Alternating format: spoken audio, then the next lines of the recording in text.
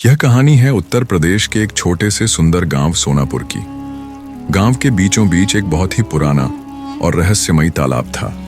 लोगों का कहना था कि इस तालाब में कोई बड़ा रहस्य छुपा है जिसे सदियों से कोई समझ नहीं पाया। एक दिन एक साधारण बालक सुमित अपने छोटे से प्यारे लैब्राडोर पिल्ले के साथ तालाब के किनारे गया। धूप हल्के हल्के चमक रही थी और हवा में एक अजीब सी खुशबू थी। सुमित जैसे ही अपना जाल डालने लगा, अचानक तालाब के पानी में कुछ चमकने लगा। तभी पानी से एक अजीब सी आवाज आई, जैसे कोई उसे बुला रहा हो। सुमित ने हिम्मत जुटाकर एक रत्न पत्थर तालाब में फेंक दिया। जैसे ही पत्थर पानी में गिरा, पूरा तालाब तेज रोशनी से भर गया और पानी गोल गोल घूमने लगा। अगले ही पल एक नीला दैत्य तालाब से बाहर आया।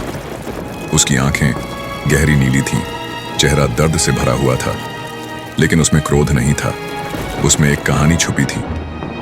दैत्य ने भारी आवाज में कहा, मैं एक राजा था। मेरे ही भाइयों ने लालच में आकर मुझे धोखा दिया और मुझे जादुई मंत्रों से इस तालाब में कैद कर दिया।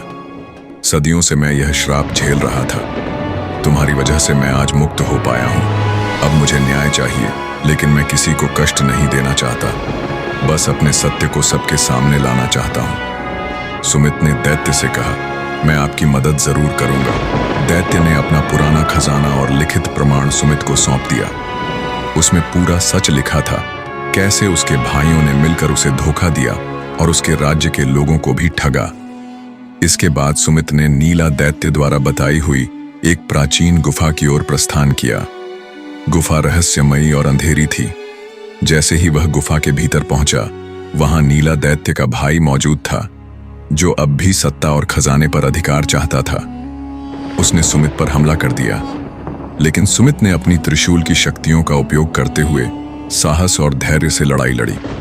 आखिरकार उसने नीले दैत्य के भाई को पराजित कर दिया और उसे उसके बुरे कर्मों का पश्चाताप कराया।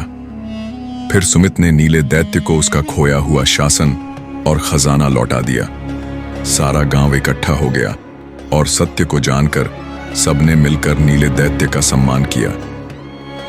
नीले दैत्य ने दोनों हाथ जोड़कर सुमित को आशीर्वाद दिया और फिर धीरे धीरे जल में